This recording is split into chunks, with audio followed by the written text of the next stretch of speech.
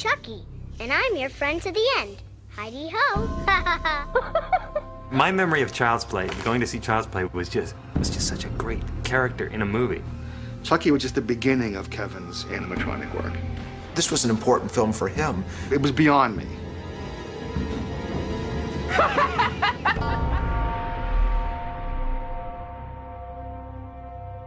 I got a call from David Kirshner. I had just finished Nightmare on Elm Street 3, I think.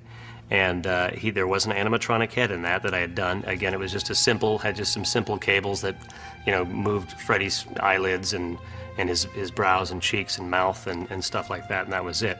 So he looked at that, and I came recommended by Rick Baker, who had won an Academy Award recently for American Werewolf in London. Kevin, I think, was younger than I. I think Kevin was 24 and was beginning to establish himself as the go-to guy for this kind of thing, and he certainly did. I think this helped, as well as Freddy with the beginning of his career, that he was the guy that did both of those. There really wasn't any training for Child's Play. Animatronics was very young. It was in an infancy stage. There'd only been a few shows that even used animatronics. And the word animatronics comes from Walt Disney, from their work on the amusement parks, the robots. And we just took that and started using it in film. We just had nothing to go, oh, it'll be like this, or oh, we'll build it like that, like this one show that we did before. So it was kind of frightening at first to start from ground zero and build up from there. The look of Chucky, his physical characteristic, I wrote that in a lot of detail. 2 feet tall, red hair, blue eyes, freckles, overalls. All of that could describe a million different things. Now, David is a very talented artist and had created a line of dolls. I did a drawing of the good guy doll and then another version of the malevolent Chucky. Kevin took that element and built Chucky from it. Start with a drawing. And you're not hindered by the fact that you know it's going to be mechanized. You just make a sculpture. He used to bring a clay model of Chucky's head in to show Tom Holland, David Kirshner, and everybody else. And it was a big table of, the art department was there, the wardrobe people, everybody was there. And I had to present the Chucky head, and it was made out of this stuff called Roma clay, and it's green and dark and kind of dull. So the sculpture then becomes what the skin will eventually be, which means you have to make a mold of that face. And when you have a negative mold of that, that's what you put the fiberglass in. And that, of course, if you're following the process, gives you a hard plastic fiberglass core. You put the mechanisms in this fiberglass skin. I saw the understructure for Chucky, and there were a number of mechanisms for subtle things happening in the face.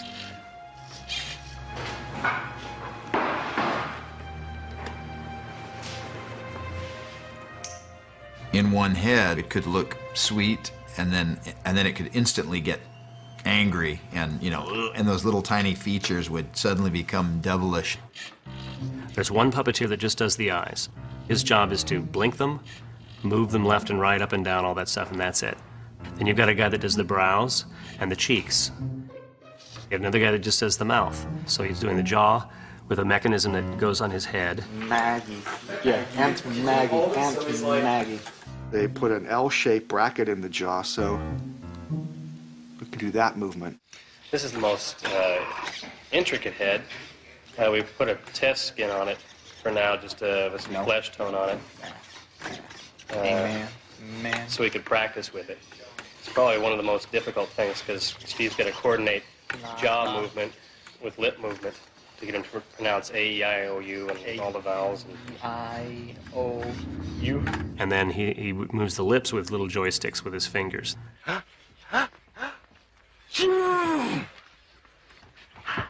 Sleepy. Gesundheit. So there's 3 people that just work Chucky's face. Did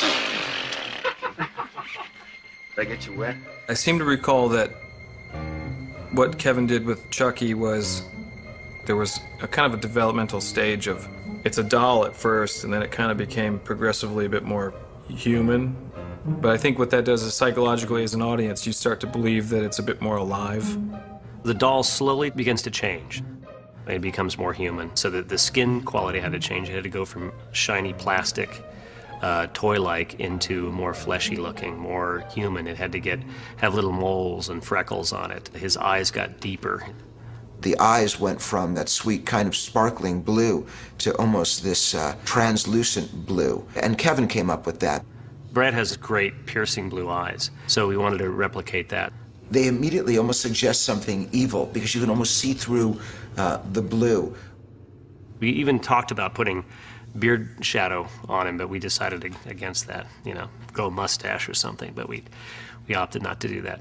It follows the line of thinking that we teach the special makeup effects students. What do I need to see to make me believe that what I'm seeing is really happening? So if you can give life to this piece of rubber, the impression of life is there.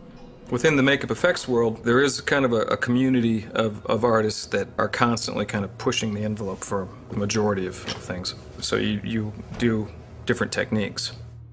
I remember being in Kevin's shop and being impressed by the work that was there. And I remember him showing us the walking Chucky. We had a servo puppet, and what I mean by that is it's little tiny motors that people use in radio-controlled hobby cars or boats or planes. We take those little motors and we put them inside, the body. Today, if we're building any kind of animatronic character and it has a flaw in it, you know that the digital guy can come back later and fix it. Back in the 80s, there was nothing like that, so everything had to be perfect because it couldn't be fixed by CGI.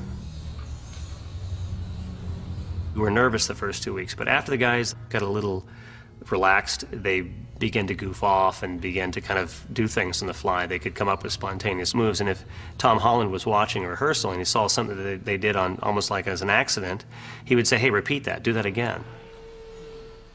It was tough. I think I was calm, or maybe appeared calm, because I was just scared shitless.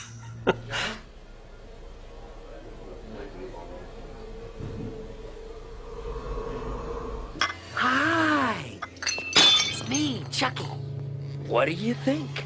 And the animatronic movement, again, perfectly suited because it's a doll, so you can have a kind of a, 80s animatronic style to it. You mean I have to live out the rest of my life in this body? Then we had a all-cable Chucky, bicycle cabled, so that, with joysticks are connected to, cables that go to elbows and everything like that. It was completely cable from head to toe.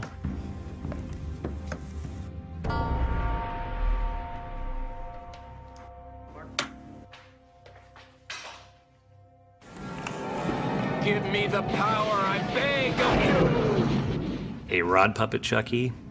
One guy that held the body, he supported the doll as well, so he did the head and the body. And he had the two arm guys, so he was like a half puppet.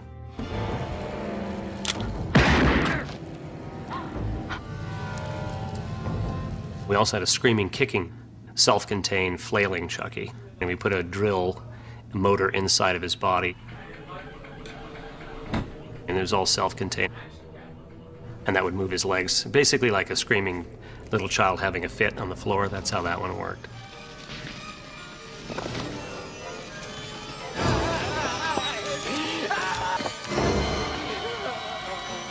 Now, if you were going to use a little person as an actor in a costume for certain shots, then you have to do a life cast of that actor, and then take all of your physical attributes of what the outer character is and make a costume.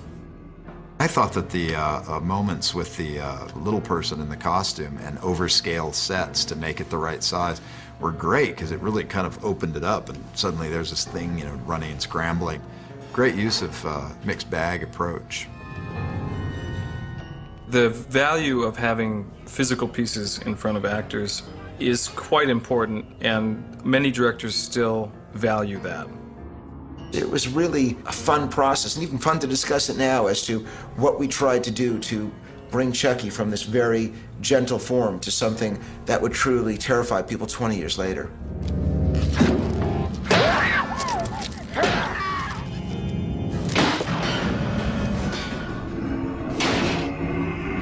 So long, John.